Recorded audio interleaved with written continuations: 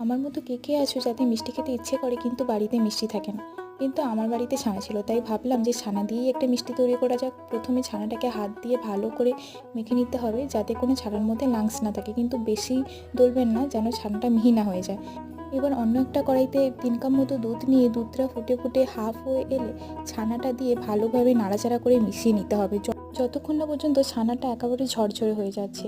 এরপর ওই ছানাতে 2 চামচ চিনি, দুটো এলাচের টুকরো দিয়ে ভালোভাবে মিশিয়ে নাড়াচাড়া করতে হবে যতক্ষণ না ছানার রঙটা চেঞ্জ হয়।